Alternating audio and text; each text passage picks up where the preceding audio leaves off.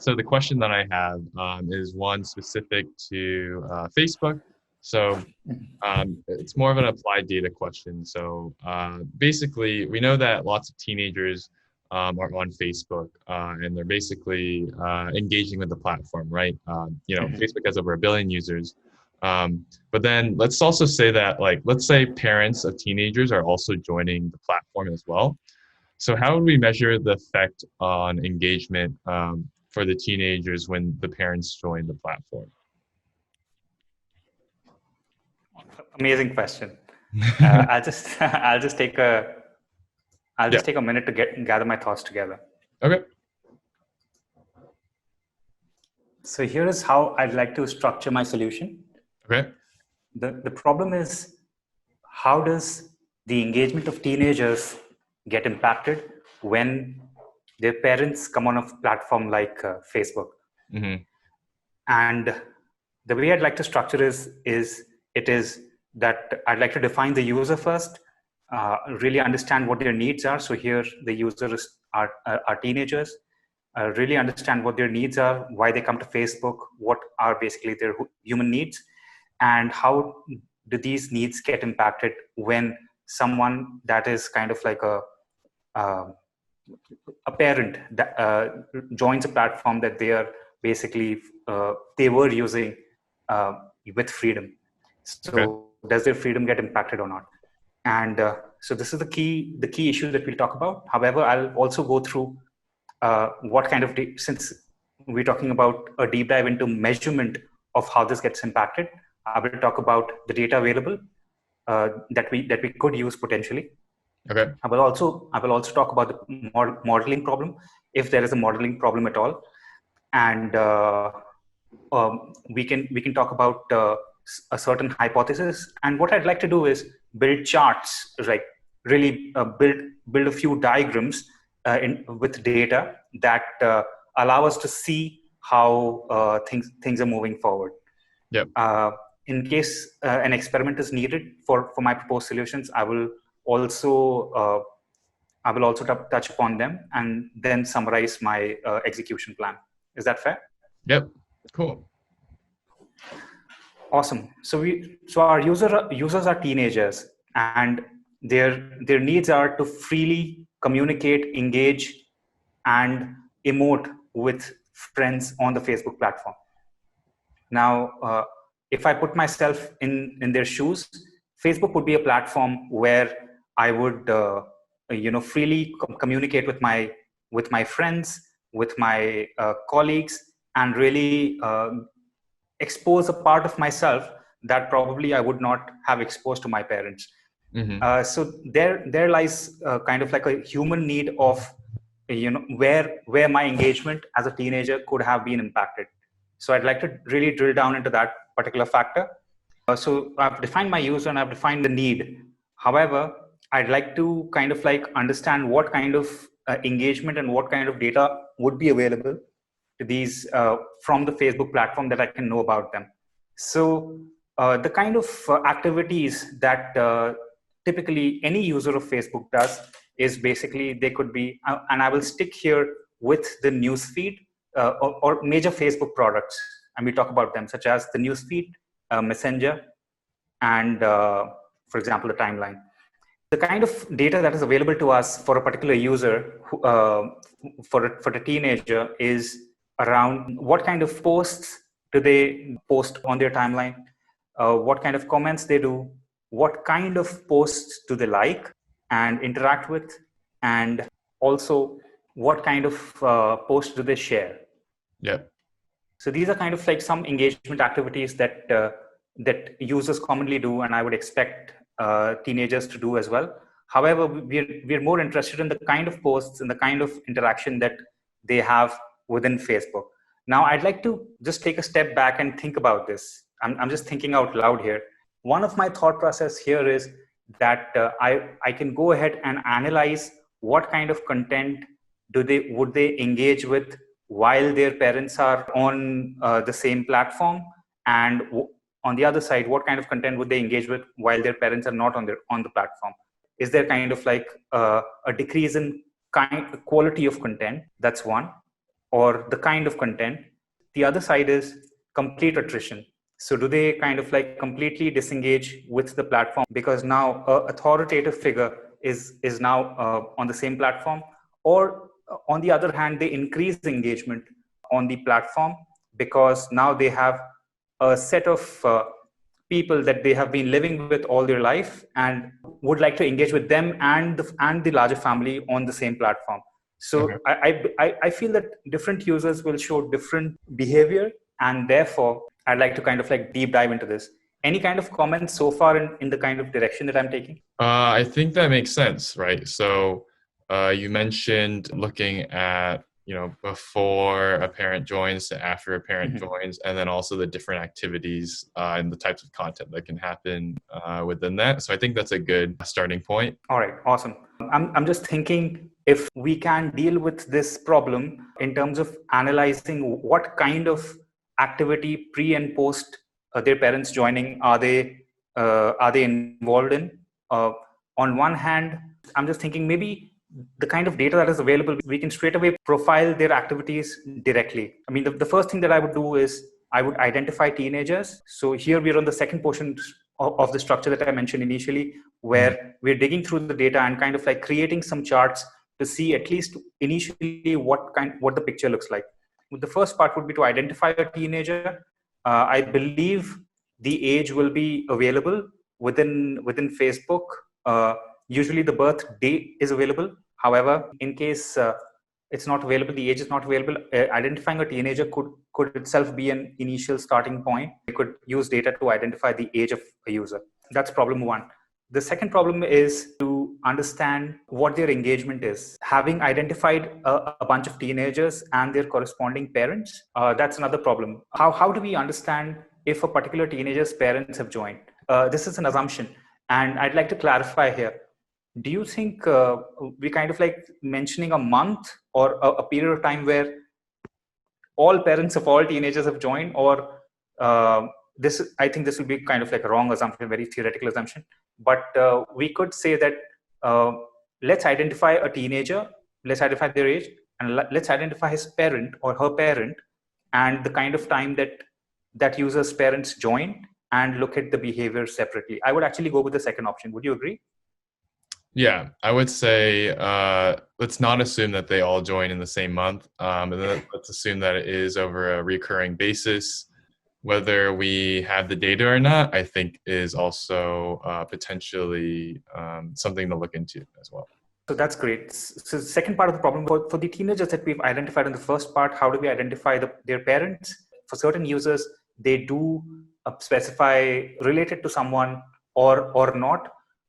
That's one kind of area, but I'd like to deep dive into, once I put together the structure, I'd like to deep dive into each of these points so we have a clear understanding of how will we go ahead with the analysis. See, assuming that we have identified teenagers and we have identified parents, we will deep dive into this, but we now need to measure the engagement of the teenager pre and post.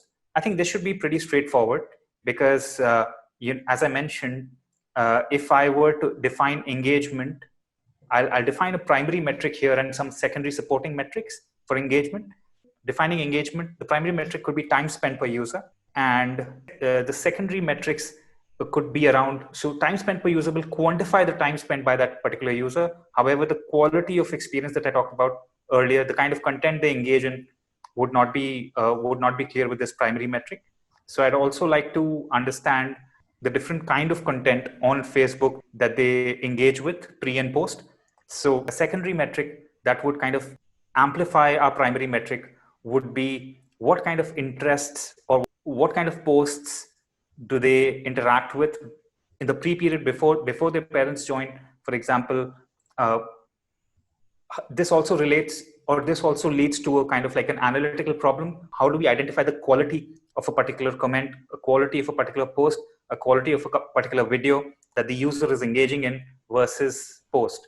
So in order to identify the quality of posts, I would actually create a model if one is present already, and I assume that Facebook would have an internal model where posts would be segmented into, for example, different kind of interests such as music, sports. That's one bucket. The second bucket could be whether it's harmful content or abusive. And I'm sure Facebook has an internal model that identifies harmful content. Maybe also the distinct friends or the distinct number of friends that they interact with. So I would actually identify their unique friends as well. So these are some of the areas that I would look at in terms of quality of engagement pre and post as well. Would you agree to this, or do you think I'm on the right track? So I guess the definition of quality in this case is this, like if I write a post that is quality, is that more likes, more comments, versus if I write a bad quality post, is that less likes, less comments, less shares? I guess I'm a little confused on the definition of quality in this case.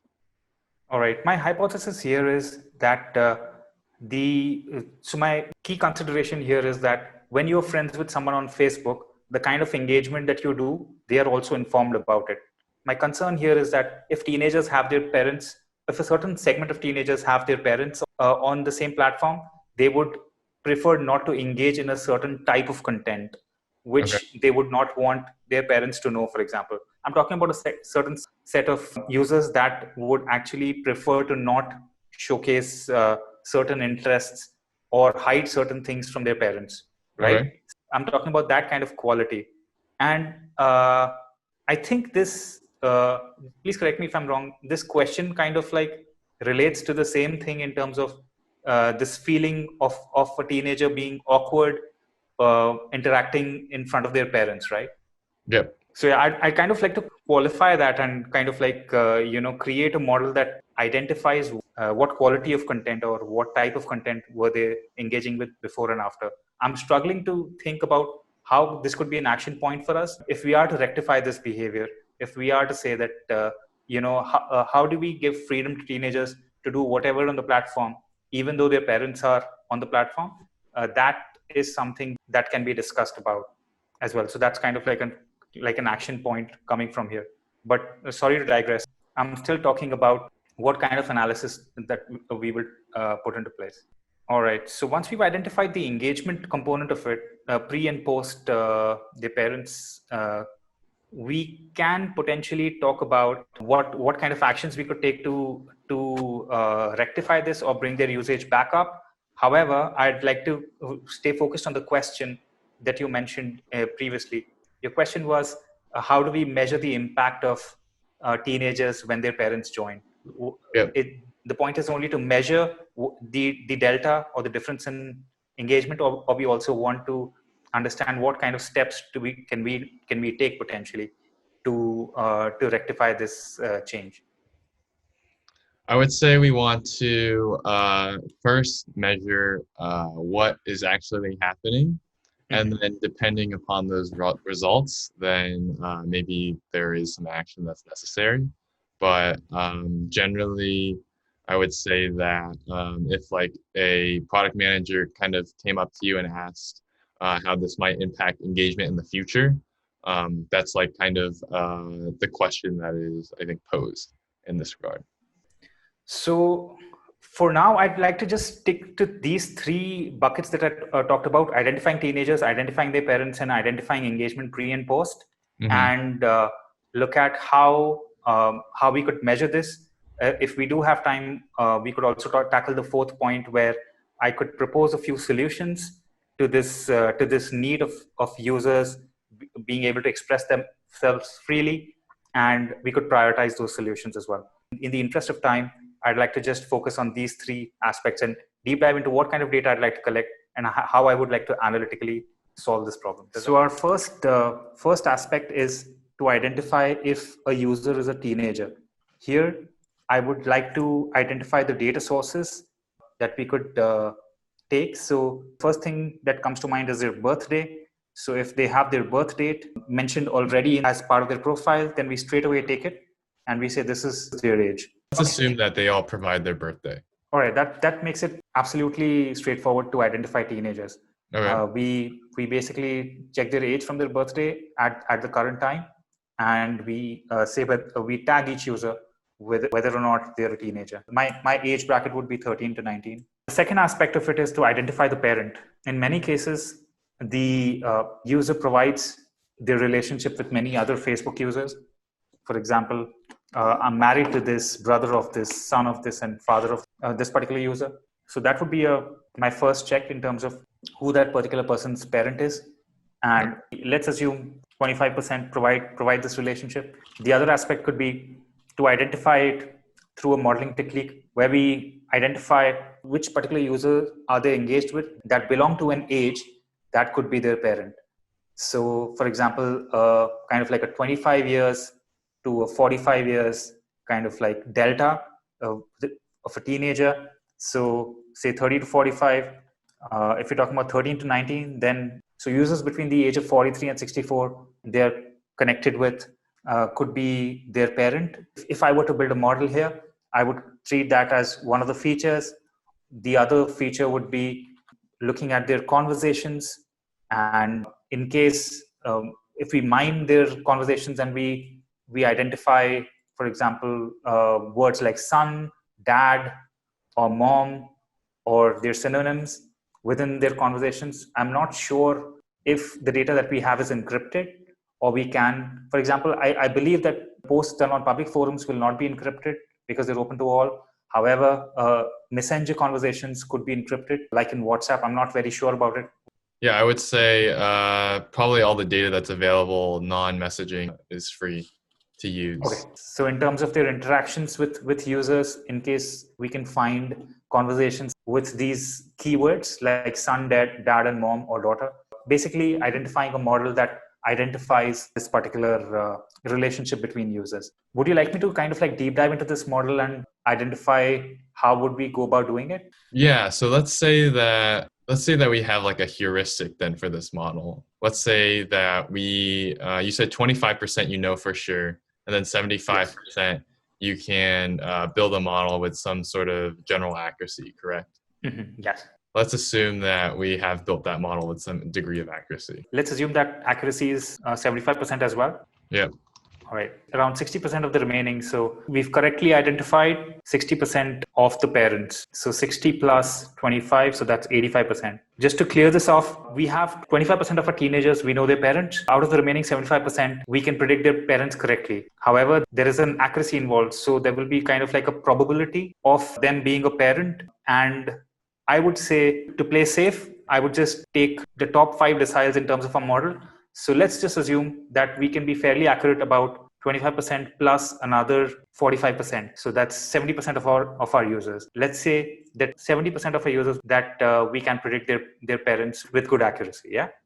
Is this only users that are friends with their parents though? What about parents that join the platform and then they users don't want to friend their parents? That would definitely be another segment. So if I were to separate it, let me just create an estimate. I'd say 25% have said what their relationship is.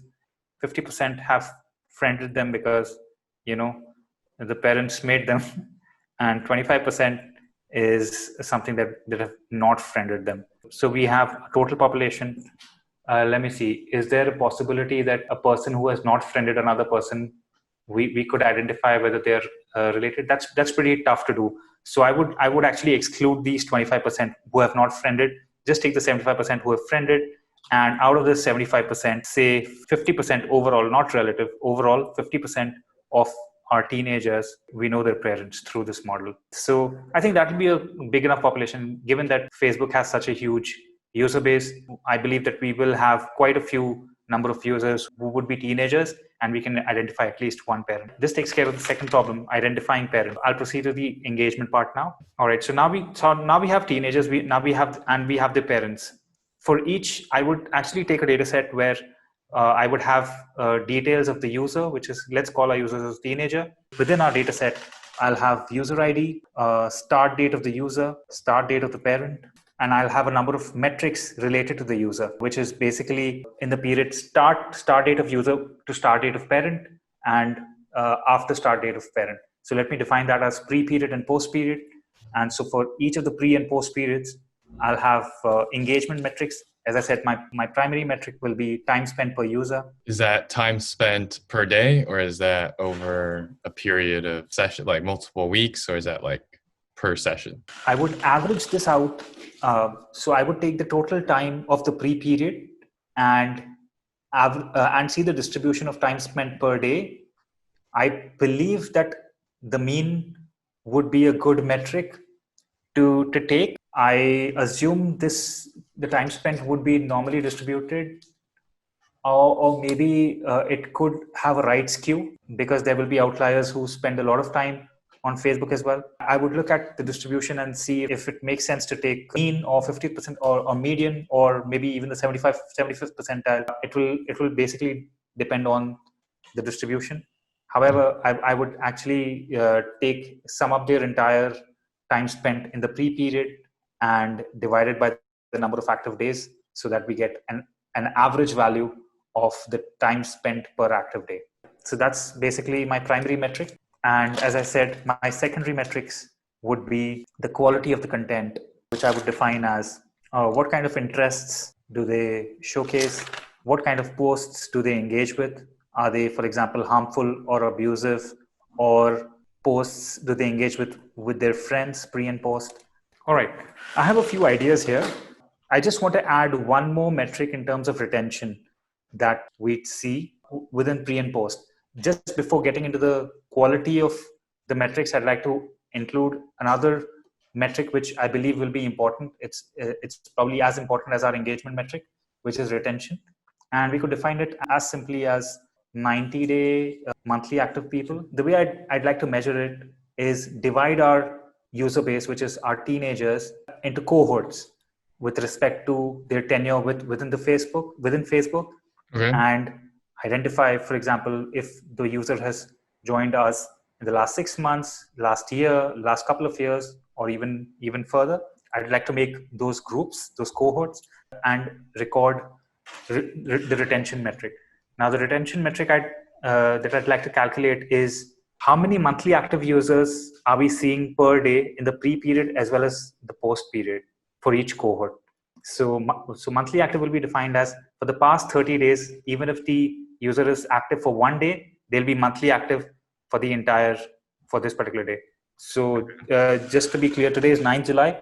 If I were to identify a monthly active user on 9th July, it means that from 10th June to 9th July, even if that user is active for one day, they would be defined as monthly active.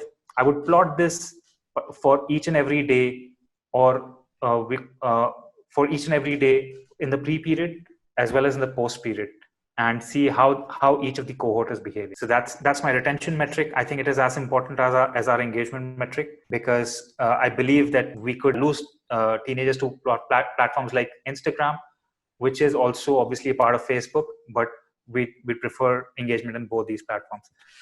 And finally, the secondary metrics that I was talking about in terms of quality of content, what I'd like to measure here is that what kind of influencers on Facebook that each of these teenagers are following, or what kind of posts of these influencers they engage with, what kind of genre of videos do they most engage with, what kind of genre of music do they listen to and engage with in the pre and post period. So we will have a clear demarcation of what kind of content or activity they were doing earlier, what kind of and what are they doing after.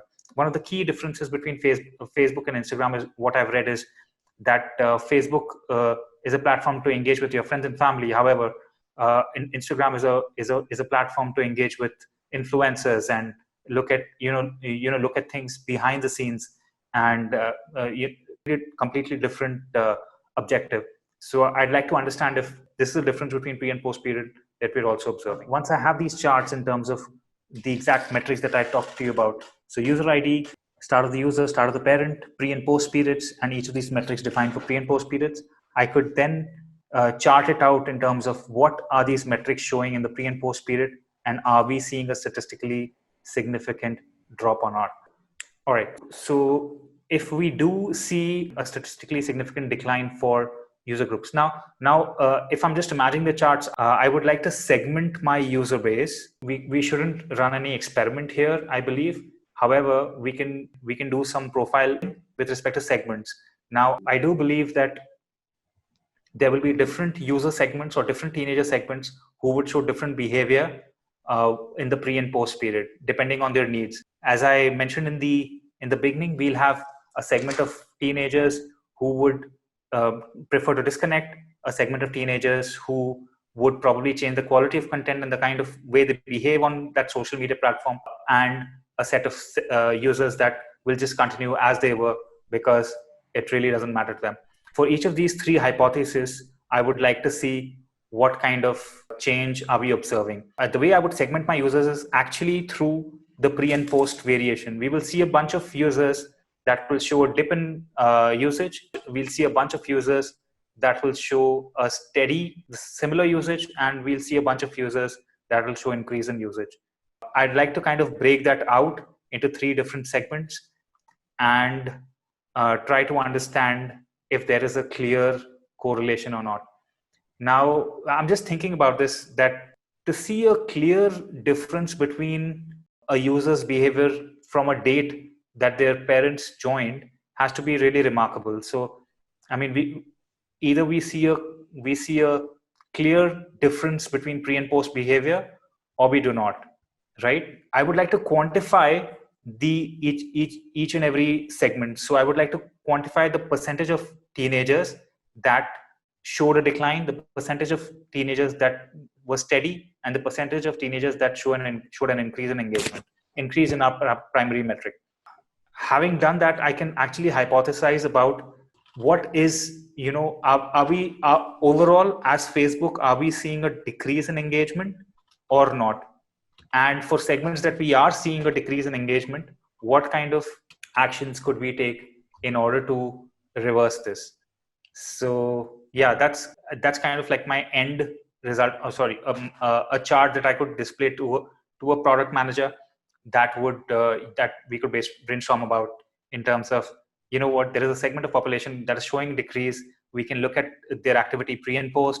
We could look at what kind of genres they were engaging in, what kind of time they were spending, and what are they doing now. And we could kind of like come up with certain solutions to bring them back through a variety of ways. Let's say that on Facebook, we release like Facebook Live as a new feature. So then generally all three segments are potentially increasing, right, in engagement, just because there's a new feature now, teens love using. How would we then differentiate between the different features that Facebook has versus the effects that their parents have on them? There would be a launch date for Facebook Live, and when it gained popularity. I would actually remove those users from our analysis that whose parents joined during that time. So therefore, I would actually take users either whose parents joined before we launched Facebook Live or it became popular, or way after the point where Facebook Live became popular. And I would actually just remove those users from analysis where their parents joined during that time. And so now Facebook Live, the impact of Facebook Live is just like anything else.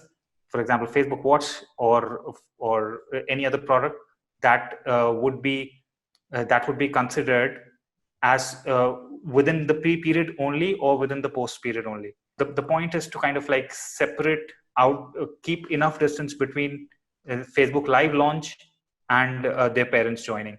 Actually, even better would be to kind of like have only those users whose parents joined way before Facebook Live launched, so that we can see the impact of these phenomena completely separately.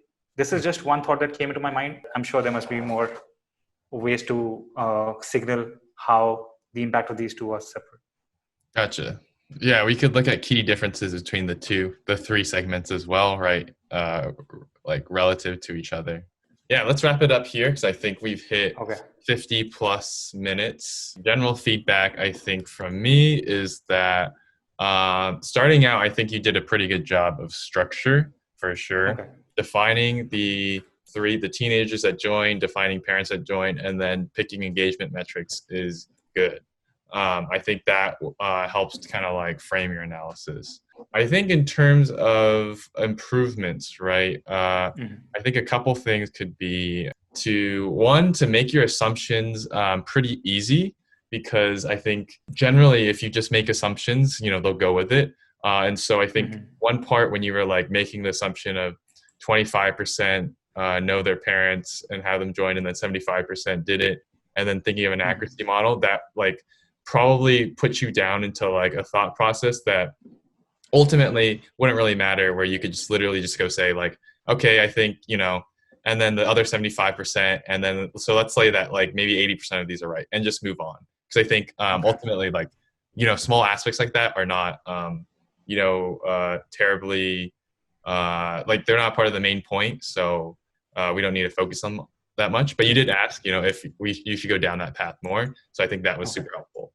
Other good things I think are actually, stopping and asking if you're on the right track, if you should continue on within that specific domain. More improvements would be around thinking about the behavior of the users on Facebook. So exactly what the interaction is like for every single user that has a parent that can join, right? So a couple things that I thought about were also like, let's say, a parent tries to send you a friend request and a teenager can accept or decline, right? And so that's also kind of like just part of the process, right? Like where a parent joins and just creates their Facebook profile, like does a teenager know? And then like a teenager accepts like the parent's Facebook friend request, and then maybe doesn't accept like the setting of like that's their parent, right? So there's all these like little segments based on like the user activity between the parents and the users that we can then use as these cohorts as well. And then lastly, I think a couple more points on analysis would be good. I like the before and after analysis. I think talking more about controlling for behavior would also be interesting. So let's say that if users are teenagers that don't have their parents join at all, how do those compare to teenagers in the same time period that do have their parents join at the same time, right? Because then we have like a general kind of baseline variable. If all the teenagers are relatively around the same in terms of their pre-existing behavior, length on the platform, age, and et cetera, like that. So having some sort of like baseline variable is good when we can't A/B tests in these sorts of situations as well. Cool. Was there anything else that you think about this question that you would kind of, I guess in general, what do you think about this kind of applied data question from Facebook? Yes, I thought, I had prepared a lot around certain, ML models or using certain statistical techniques that would solve a question. However, this particular question did not involve kind of like going down that path at all. Yeah. So I couldn't talk about, specific algorithms or the related metrics. So I felt that it was a great experience, because I kind of struggled with identifying data points and visualizing those data points. This was really about profiling data and coming up with hypotheses and suggesting actions, rather than building a clear-cut model and checking results. So I think that was super interesting. And what do you think overall in terms of communicating my thoughts? This is something that I would that I was struggling with earlier. But do you think that my communication in terms of what I'm thinking in a structured manner actually came forward? I think so initially. I think going on, I think because you paused a couple more times, it was a little bit harder to like remember where you were back at, unless I was like really active in terms of listening and like trying to follow along, which I wouldn't really, put to certainty if for every interviewer out there as well, and so I'd say that generally being able to pause, I think in the beginning is good, but afterwards I think it then helps to just have that structure in place to like write down all those different things, so at least you can reference them later. And then if you have something new, definitely write it down as well.